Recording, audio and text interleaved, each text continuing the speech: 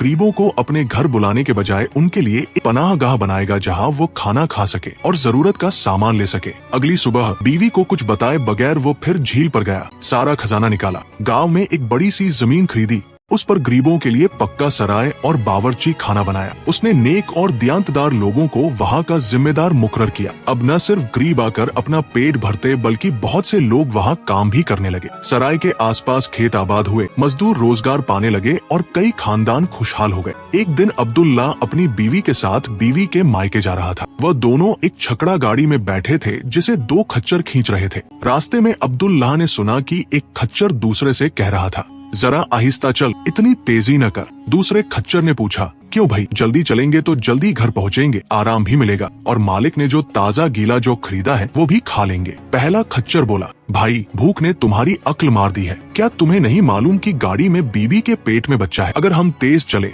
तो झटके से गाड़ी हिलेगी और शायद बच्चा जाया हो जाए। हमारा मालिक इस लायक नहीं कि हम उसके साथ ज्यादती करें, उसने कभी हमारा हक नहीं मारा। अब्दुल्ला ये बात सुनकर खुश हो गया क्योंकि उसे पहली बार पता चला कि वो बाप बनने वाला है। वह बीवी के करीब झुका और धीरे से कहा, मुबारक हो बीबी, तुम्हारे पेट में हमारा बच्चा है। बीवी हैरान रह गई, तुम्हें कैसे पता चला? मैंने तो किसी को नहीं बताया और मुझे भी कुछ दिन पहले ही इल्म हुआ है। अब्दुल्ला ने हंसते हुए कहा, बस महसूस हो गया था। बीवी ने दिल ही दिल में सोचा, ये आदमी मुझसे कोई राज छिपा रहा है। एक महीना पहले खजाना मिला था मगर नहीं बताया कहाँ से, और कई बार ऐसी बातें कहता है जो शुरू में नाकाबिले यकीन लगती है मगर बाद में सच निकलती है। अब से मैं उसे गौर से देखूंगी। कुछ दिन बाद एक आदमी अब्दुल्ला के पास आया और कहा, मेरे पास लीमू और माल्टों की बड़ी खेप है, लेकिन अभी खबर मिली है कि बेटी बीमार है, जल्दी वापस जाना है, तुम ये सारा माल आधी कीमत पर ले लो। अब्दुल्ला ने खजाने से बचा हुआ सारा पैसा निकाल कर दे दिया। ये सब बीवी खिड़की से देख रही थी। आदमी के जाने के बाद बीवी गुस्से से बोली, तुम पागल हो गए हो क्या? इतने लीमू और माल्टे कौन खरीदेगा? सड़ गए तो फिर हम वहीं के वहीं